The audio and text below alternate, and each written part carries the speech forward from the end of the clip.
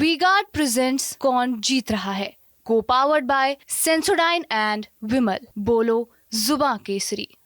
पिछली बार सोनिया गांधी थी सामने, इस बार राहुल गांधी है। क्या ज्यादा चैलेंजिंग है? सोनिया गांधी मुझसे 2019 में ही हारी हैं। प्रियंका गांधी बहुत ज्यादा एक्टिव दिख रही हैं। प्रियंका गांधी की लोकप्रियता लगातार रायबरेली में घटती जा रही है। गांधी परिवार से बैर नहीं और किशोरी लाल की खैर नहीं। इस पर चर्चा करने की बहुत कोई आवश्यकता नहीं है। दो कंट्रोवर्सीज बड़ा यहाँ चल रही हैं। तो ऊंचाहार से विधायक मनोज पांडे और अदिति सिंह। सदर की विधायक के बारे में भी महसूस करता हूँ कि जहाँ भी होती हैं वो भारतीय जनता पार्टी के लिए वोट मांगती है। रायबरेली की जनता दिनेश प्रताप सिंह या बीजेपी पर भरोसा क्यों करे? प्रधानमंत्री नरेंद्र मोदी, क्या वो आपके लिए प्रचार करने आ रहे हैं? मैं भी नरेंद्र मोदी हूँ।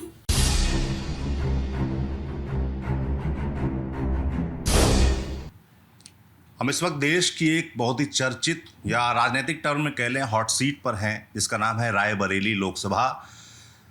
जानकार इसे राजनीतिक तौर पर गांधी परिवार का गढ़ कहते हैं और गांधी परिवार को चैलेंज देने के लिए बीजेपी की तरफ से लगातार दूसरी बार सामने आए हैं दिनेश प्रताप सिंह, जो कि योगी सरकार में मंत्री भी हैं। दिनेश जी हमारे साथ हैं, बहुत स्वागत है आपका सर। धन्यवाद भैया।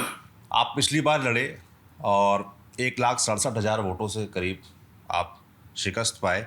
एक बार फिर आप मैदान में हैं। पिछली बार सोनिया गांधी थी सामने, इस बार राहुल गांधी है। एकदम अंतिम दौर पर तय हुआ कि राहुल गांधी आएंगे और आपका भी एकदम अंतिम तौर पर तय हुआ कि आप चुनावी मैदान में होंगे। क्या ज़्यादा चैलेंजिंग है, पिछला चुनाव कि ये वाला? एक साथ कई सवाल आपके हैं जी। सबसे पहले तो 1,63,000 से शिकस्त खाएं, आपका ये सवाल है। ये बात मैं वैधानिक रूप से स्वीकार भी करता हूँ, लेकिन अगर कांग्रेस की सोनिया गांधी से दिनेश सिंह भारतीय जनता पार्टी के प्रत्याशी के बीच हुए 2019 के चुनाव के परिणामों को देखा जाए तो सोनिया गांधी मुझसे 2019 में ही हारी हैं। नैतिक रूप से, संवैधानिक रूप से जीती है। कांग्रेस की सोनिया गांधी हमसे नहीं जीती हैं। सोनिया गांधी के पास 4 दलों का समर्थन था, समाजवादी पार्टी, बहुजन समाज पार्टी, अपना दल कृष्णा पटेल और कांग्रेस। तो मैं मान सकता हूँ 4 दलों के वोट से वो जीत गई हमसे और मैं भारतीय जनता पार्टी का एक दल का प्रत्याशी था। तो नैतिक रूप से किसी भी दल के एक दल का वोट सोनिया गांधी के स्कोर से निकाल दिया जाए तो पिछले 2019 में ही सोनिया गांधी हमसे हार गई होंगी, ऐसा मैं मानता हूँ। अच्छा, तो जैसे इस बार भी समाजवादी पार्टी साथ है, 2 दल हैं इस बार। पिछली बार आप बता रहे 4 दल थे, इस बार 2 दल हैं। तो चैलेंज आपके नज़र में क्या पहले से आसान हुआ है? इसमें कोई दो राय नहीं है। जब भी कोई 2 दल का समर्थन होगा और 4 दल का, तो स्वाभाविक रूप से 4 दल का बड़ा होता है, 2 दल का छोटा होता है।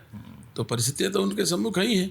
और अगर आप समाजवादी पार्टी के समर्थन की बात करते हैं, समाजवादी पार्टी का कार्यकर्ता और मतदाता बार बार समाजवादी पार्टी के नेतृत्व के कहने से कांग्रेस को वोट करता तो आया है, लेकिन जैसे चुनाव खत्म हो जाता है फिर कांग्रेस का सांसद हो जाता है और वो जो समाजवादी पार्टी के मतदाता और नेता कांग्रेस को समर्थन करते हैं वो ठगे महसूस करते हैं।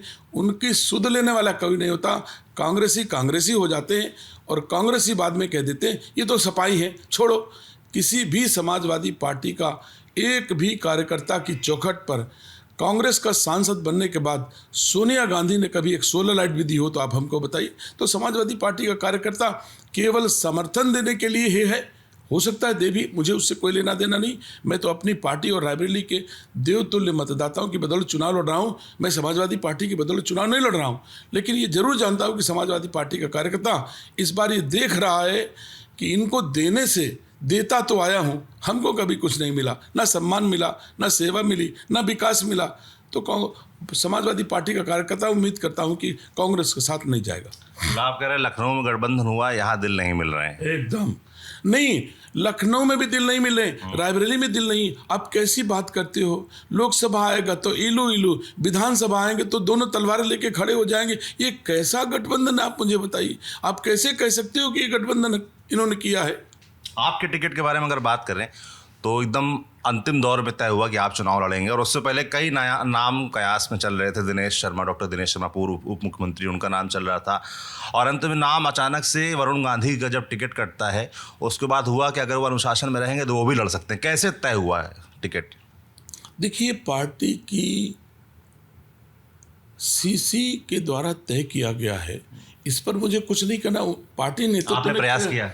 पार्टी नेतृत्व ने कैसे किया ये पार्टी नेतृत्व जाने।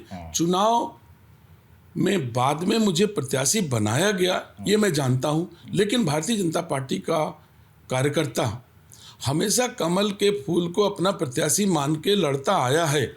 रायबरेली जनपद में कांग्रेस अनुपस्थित रही होगी, लेकिन भारतीय जनता पार्टी का कार्यकर्ता जब से चुनाव का बिगुल बजा है, लगातार भारतीय जनता पार्टी का कार्यकर्ता चुनाव लड़ रहा है कांग्रेस के खिलाफ में। आपके इतिहास की थोड़ी बात कर लें अगर, तो आप सपा में रहे, बसपा में रहे, कांग्रेस में रहे, और लोगों ने कहा कि कांग्रेस में आपकी जो विदाई हुई उसका कारण मुख्य तौर पर गांधी परिवार नहीं, केएल शर्मा रहे, किशोरी लाल शर्मा रहे। लोगों ने मुझे ये भी बताया कि आप ऐसा कहते भी थे कि गांधी परिवार से बैर नहीं और किशोरी लाल की खैर नहीं। ऐसा कुछ रहा क्या? विधायक कारण किशोरी लाल शर्मा रहे या कोई और अन्य कारण रहा? फिलहाल ये लंबा समय गुजर गया, इस पर चर्चा करने की बहुत कोई आवश्यकता नहीं है। जैसे आप जिस चैनल के आज की तारीख में करेस्पॉन्डेंट हैं जी, यह जरूरी नहीं कि इसी में आपका जन्म हुआ हो, इसी में रहेंगे और जब तक जिएंगे इसी में रहेंगे जी। अगर आपको बेहतर आचरण व्यवहार किसी और का दिखेगा तो आप उसके साथ हो सकते हैं। हमारा भी अनुभव रहा होगा दूसरे दलों में, उसके बाद अनुभव हुआ कि नहीं इस प्लेटफॉर्म से हम बढ़िया सेवा कर सकते हैं, तो पूरे देश ने किया। 2 सांसदों वाली भारतीय जनता पार्टी के पास अगर देशवासी उनकी नीतियों से प्रभावित होकर के इतनी संख्या में गए होंगे तभी दुनिया की सबसे बड़ी पार्टी के रूप में स्थापित हुई। तो दिनेश सिंह जैसे लाखों लाख करोड़ों करोड़ कार्यकर्ताओं ने भारतीय जनता पार्टी की नीतियों को समझा और उनको स्वीकार किया, तो मैंने भी किया होगा। प्रियंका गांधी बहुत ज़्यादा एक्टिव दिख रही हैं रायबरेली में, लगातार मैं देख रहा हूँ सभाएं कर रही हैं, घूम रही हैं, और जब उनकी स्पीचेस आप सुनिए तो वो पब्लिक कनेक्ट करने की कोशिश करें, इमोशनल अपील करके। वो अपने परिवार का, इंदिरा गांधी का, राजीव गांधी का याद दिला रही हैं। जो प्रधानमंत्री का बयान रहा उसको काउंटर करने के लिए मंगलसूत्र का बयान उनका आ रहा लगातार। और मैं देख रहा हूँ कि वो पहले तो आया था, लगातार वो जनसभाओं में भी जिक्र कर रही हैं इन चीज़ों। कैसे काउंटर कर रही हैं? अब आप एक एक बात में 5-7 सवाल कर देते हैं तो एक साथ कई जवाब दे पाना जो है थोड़ा सा लगता है। आप अगर मानते हो कि वो बहुत मेहनत कर रही हैं, तो प्रियंका गांधी ने 2022 में बहुत मेहनत किया था, 2017 के विधानसभा के चुनाव में भी बहुत मेहनत किया था, 2019 के लोकसभा में भी बहुत मेहनत किया था। आप उत्तरोत्तर देखिए, प्रियंका गांधी की लोकप्रियता लगातार रायबरेली में घटती जा रही है। 2017 के चुनाव में सभी विधानसभाओं में खूब मेहनत किया और टोटल उनको 3,40,000 वोट मिला। फिर उसके बाद 2022 में खूब मेहनत किया, इससे भी ज़्यादा पसीना बहाया, उनको 5 विधानसभा में मिला के 1,40,000 वोट मिला। मतलब 2017 से 2022 के बीच में प्रियंका गांधी की लोकप्रियता में 60-65% की गिरावट रायबरेली में आई कि नहीं आई? तो प्रियंका गांधी की मेहनत करने से क्या होता है? और प्रियंका गांधी, राहुल गांधी दोनों लोगों से आग्रह है कि आप 53, 52, 54 साल की आयु आपकी हो गई है। इस आयु में आपने देश को क्या दिया, आपने रायबरेली को क्या दिया, आप इस पर क्यों नहीं बात करते? आपकी पीढ़ियों ने अगर देश को कुछ दिया होगा तो देशवासियों ने आपके पीढ़ियों का कर्ज ब्याज सहित कब के अदा कर दिया होगा? कितने बार प्रधानमंत्री आपके परिवार को दिए हैं? मैं नहीं समझता कि कोई भी बेटी बेटा अपने पिता को इस रूप में समाज में रोज रोज प्रस्तुत करेगा। ये हमारी भारतीय संस्कार संस्कृति में सबसे खराब माना जाता है कि वोट के लिए हम पिता को याद करते हैं। इस देश की संस्कृति में चाहे नेताजी सुभाष चंद्र बोस रहे हों, चाहे आज़ाद भगत सिंह रहे हों, चाहे चंद्रशेखर आज़ाद रहे हों, चाहे शहीद आजम भगत सिंह रहे हों, चाहे देश का कोई भी शहीद हुआ हो, वो देशवासियों के सामने अपनी शहादत की कीमत मांगने के लिए वोट के रूप में कटोरा लेके देश में कहीं देखा नहीं गया। अगर देखा जाता है तो जब देखा जाता है यही दोनों बेटे और भाई और बहन जब देखो तब इमोशनल कटोरा लेके खड़े हो जाते हैं। साहब 53 साल की आयु में तुमने देश को क्या दिया ये क्यों नहीं बताते? रायबरेली को आपने क्या दिया ये क्यों नहीं बताते? दादी ने क्या दिया, दादा ने क्या दिया, ये बताने के लिए अब तुम्हारी आयु नहीं रही। कोई 20 साल का लड़का होता और कहता कि दादी के नाम पर वोट दे दो तो मैं मानता। मैं तो नहीं समझता कि एक असफल व्यक्तित्व के रूप में प्रियंका गांधी, सोनिया गांधी हैं। पूरे देश में फेल हैं और रायबरेली में भी फेल होने जा रहे हैं। अब रायबरेली के बारे में बोल रहे थे, उनको अपने काम गिनाने चाहिए, तो वो मैं देख रहा हूँ लगातार कई काम गिनाते हैं। रेल कोच फैक्ट्री हो, या फ्लाइंग को लेकर यहाँ पर इंस्टीट्यूट बना है वो हो, या फिर एम्स हो, इस तरह काम गिनाते रहते हैं। तो मेरा आपसे जवाब इस पर भी मुझे चाहिए कि, और जनता के बीच बड़ा कन्फ्यूज़न नज़र आता है मुझे यहाँ, कि वो जवाब किससे मांगे, सांसद के तौर पर सोनिया गांधी से मांगे, या फिर 2 टर्म से यहाँ योगी सरकार है और केंद्र में मोदी सरकार है, उनसे जवाब मांगे? नहीं, योगी सरकार जवाबदेह है, जनता को लगातार जवाब दे रही है, और जवाब ना दे रही होती तो उत्तर प्रदेश में 2-2 बार बहुमत की सरकार न बनती। जहां जवाबदेह सोनिया गांधी और प्रियंका गांधी हैं, रायबरेली वासियों ने सोनिया गांधी को सांसद बनाया, सोनिया गांधी ने प्रियंका गांधी को रायबरेली का प्रभारी बनाया, प्रियंका गांधी ने किशोरी लाल शर्मा को अपना प्रतिनिधि बनाया और कहा कि ये रायबरेली की सेवा करेंगे। तो दायित्ववान तो सोनिया गांधी भी हैं, प्रियंका गांधी भी हैं। प्रियंका गांधी रायबरेली की प्रभारी के रूप में 10 सालों से काम कर रही हैं, उनको अपने काम बताने चाहिए। बताएं ना प्रियंका गांधी ने रायबरेली को क्या किया। यही ना जब चुनाव आए होंगे तो वोट मांगने आई होंगी। इसके अलावा चाहे रायबरेली के बेटे, रायबरेली के लोग, चाहे जब तकलीफ में आए हों, किसी के सुख दुख में शामिल नहीं हुई। यहाँ तक कि अगर रायबरेली का कोई बेटा भारत की मातृभूमि की रक्षा में सीमा पर शहीद भी हुआ होगा तो उसके परिजनों को सांत्वना, संवेदना के 2 शब्द यहाँ की सांसद और यहाँ के सांसद की प्रभारी प्रियंका गांधी कभी देने नहीं आई। तो मैं नहीं समझता कि इनका कोई मोह रायबरेली से है। और अभी उन्होंने कई जगह कहा कि आप एक सांसद चुनोगे तो 2-2 सांसद मिलेंगे। अरे रायबरेली ने बहुत दिनों से देखा इसको, 2-2 सांसद तुम्हारी तरह। अगर भाई बहन को नहीं चुना तो माँ बेटी को तो चुना है। माँ बेटी को 2014 में भी चुना, माँ बेटी को 2019 में ना मिली, ना माँ मिली, ना बेटी मिली, ना 2 सांसद की बात छोड़ो, 1 सांसद भी रायबरेली को नहीं मिला। इसकी क्या गारंटी है कि आज आप कह रही हो 2 सांसद मिलेंगे? कितना गंभीर है प्रियंका गांधी। मंच पे खड़े होकर कहती हैं कि मेरी माँ ने रायबरेली की 10 साल सांसद रह करके सेवा की। कितनी गंभीर प्रियंका गांधी है, जिसको अपनी माँ का पता ही नहीं कि कितने साल रायबरेली की सांसद रही है। प्रियंका गांधी को ये पता नहीं कि रायबरेली की कितने दिन कांग्रेस ने सेवा की है। इतनी अगंभीर अगर प्रियंका गांधी है तो मैं नहीं समझता कि रायबरेली की जनता अब इनकी बातों पर कोई ध्यान देने जा रही है। रायबरेली की जनता दिनेश प्रताप सिंह या बीजेपी पर भरोसा क्यों करे? उन्होंने क्या किया? आपने या आपके सहयोग से क्या हुआ रायबरेली में जो आप बताना चाहते हैं कि मैंने ये किया है, और क्या आगे करने का प्लान है? मैं समझता हूँ रायबरेली में जितना मैंने 5 सालों में मोदी जी का आशीर्वाद लेके रायबरेली का विकास किया है, उतना Sonia Gandhi super prime minister बनकर के भी रायबरेली में कभी उतना काम नहीं किया। इस समय जो रनिंग वर्क हमारे हैं उसमें रायबरेली से अयोध्या धाम 4 लेन, रायबरेली से प्रयागराज 4 लेन, रायबरेली से कानपुर 4 लेन, 1350 करोड़ रुपए की रायबरेली रिंग रोड, रायबरेली में गंगा एक्सप्रेसवे, रायबरेली का रेलवे स्टेशन, ये वर्तमान में चल रहे हैं काम इन पर। जितने भी बड़े कस्बे हैं उनके सब बाईपास। बछरावा कस्बा है, 157 करोड़ से बछरावा का बाईपास बन रहा है।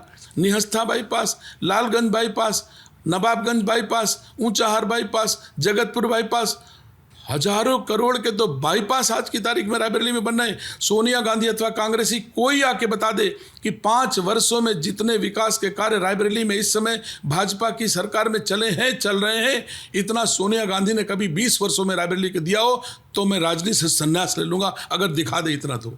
यूथ और किसान, ये 2 वर्ग सबसे ज़्यादा दिखते हैं जब हम फील्ड पर गांव देहात जाते हैं, लोगों से मिलते हैं। और युवाओं के बीच एक रोज़गार मसला रहता है और किसान अपनी समस्याएं उठाते हैं, चाहे वो फसल की कीमत हो, चाहे अन्ना जानवरों का मुद्दा हो। सबसे पहले मैं युवाओं पे चाहता हूँ, युवाओं के लिए क्या रूट मैप, क्या प्लान है? क्योंकि पेपर लीक को देकर एक नाराज़गी तो दिख रही है उनकी। देखिए, युवाओं के लिए मेरे द्वारा अभी हमारा दायित्वों का कार्यकाल केवल 2 वर्ष बीता है। मैंने 2 वर्ष के अपने कार्यकाल में युवाओं की सेवा में रायबरेली में कृषि महाविद्यालय और उद्यान महाविद्यालय की नींव रखी, स्वीकृत हो गया, काम शुरू होने वाला था, आचार संहिता लग गई। मैं समझता हूँ रायबरेली के युवाओं को अगर उद्यान की स्नातक की डिग्री और कृषि स्नातक की डिग्री रायबरेली में उपलब्ध होने लग जाएगी तो इस समय युवाओं के लिए सबसे बड़ी अपॉर्चुनिटी है। देश में भी और विदेश में भी कृषि के क्षेत्र में एक्सपर्ट्स की बहुत आवश्यकता है और ये पूरा हम रायबरेली से करने जा रहे हैं। तो मैंने ये युवाओं के लिए काम किया है और जो प्राइवेट सेक्टर में एफपीओज हैं, बहुत सारे काम हैं, वो भी हमको उद्यान और कृषि के एक्सपर्ट चाहते हैं। तो हमारे यहाँ बहुत स्कोप है। ईश्वर ने चाहा तो दोनों उद्यान महाविद्यालय और कृषि महाविद्यालय संचालित जिस दिन हो जाएंगे, रायबरेली के हजारों लोग स्नातक, कृषि स्नातक और उद्यान स्नातक की डिग्री लेकर के देश और दुनिया में कामयाबी के झंडे गाड़ेंगे, ऐसा मैं मानता हूँ। अगर युवाओं की अपॉर्चुनिटी की बात करें तो हमारे उत्तर प्रदेश के यशस्वी मुख्यमंत्री जी ने 30 लाख करोड़ रुपए का इन्वेस्टमेंट उत्तर प्रदेश में लाए और रायबरेली में भी उसी रेशियो में यहाँ पर भी आया। हमारे यहाँ बहुत सारे नए नए फैक्ट्रियाँ, नए नए उद्योग स्थापित होने जा रहे हैं, हो रहे हैं। First breaking ceremony ground breaking ceremony हो चुकी है और फिर से अगला होने जा रही है। तो जितने उद्योगों की स्थापना होगी, युवाओं का उतना ही समायोजन उन उद्योगों में हो जाएगा। तो काफ़ी नौजवानों को रोजगार देने में हमारी उत्तर प्रदेश सरकार कामयाब हो रही है।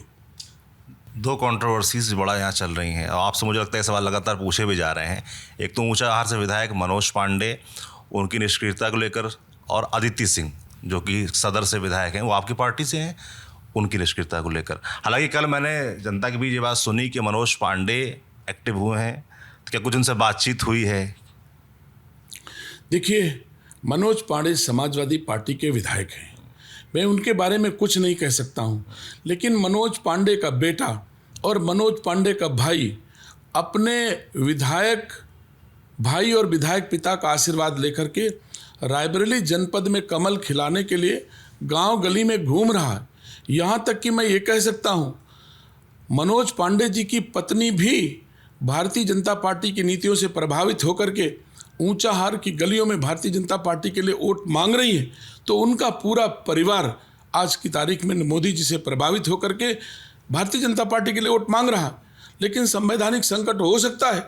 मनोज पांडे जी समाजवादी पार्टी के विधायक हैं, उनके सम्मुख संवैधानिक संकट होगा, लेकिन पूरा परिवार भारतीय जनता पार्टी के लिए वोट मांग रहा। और मैं सदर की विधायक के बारे में भी महसूस करता हूँ कि जहाँ भी होती हैं वो भारतीय जनता पार्टी के लिए वोट मांगती हैं, भारतीय जनता पार्टी के लिए काम करती हैं। तो कहीं कोई मतभेद नहीं है। नामांकन के दिन अस्वस्थ होने के कारण वो नहीं आ पाई। उन्होंने मुझे मैसेज किया कि मैं अस्वस्थ हूँ, इसके बाद नामांकन के बाद मैं लगातार सक्रिय रहूँगी और वो सक्रिय लगातार हैं। हो सकता है मीडिया के लोग, मैं प्रत्याशी हूँ, मेरे पास आते होंगे, हो सकता है वहाँ तक न पहुँच पाते हों, उनको न देख पाते होंगे, लेकिन वो कर रही हैं। भारतीय जनता पार्टी में कोई टूटन नहीं है। हम आप सब देशवासी जानते हैं कि भारत का प्रधानमंत्री नरेंद्र मोदी जी हैं और होने वाले भी प्रधानमंत्री नरेंद्र मोदी जी हैं। रायबरेली की जनता इस बात को बखूबी जानती है कि कमल खिलेगा तो देश के प्रधानमंत्री के नेतृत्व में रायबरेली का और विकास होगा, रायबरेली के नेतृत्व को और सम्मान मिलेगा। तो चाहे सम्मान पाने वाला नेतृत्व हो, चाहे विकास पाने वाली जनता हो, सब के सब मोदी जी के साथ है। आपने प्रधानमंत्री नरेंद्र मोदी का जिक्र किया, क्या वो आपके लिए प्रचार करने आ रहे हैं, आएंगे? कोई डेट तय हुई क्या अभी तक? मैं समझता हूँ नरेंद्र मोदी जी का आशीर्वाद लेकर पूरी भारतीय जनता पार्टी की लंबी चौड़ी फौज जनता की चौखट पे है। वो सब नरेंद्र मोदी जी हैं। अगर नरेंद्र मोदी का आशीर्वाद लेकर के कोई बूथ का अध्यक्ष भी गांव में काम कर रहा है तो हम तो उसको नरेंद्र मोदी जी मान रहे हैं। आप हमको भी क्या मान रहे हैं? मैं भी तो नरेंद्र मोदी जी का आशीर्वाद प्राप्त करके गांव की गलियों में मांग रहा हूँ। मैं भी नरेंद्र मोदी हूँ। मैं कहाँ कह सकता हूँ मैं उनके परिवार का सदस्य। बिल्कुल, बहुत बहुत धन्यवाद दिनेश जी आपका। आपने सभी सवालों के जी बिल्कुल बहुत धन्यवाद आपका। बाकी बातचीत आपको कैसे लगी, सभी सवालों के जवाब दिनेश जी ने हमें कमेंट बॉक्स में लिखकर ज़रूर बताएं और देखते रहिए TV9 डिजिटल। शुक्रिया।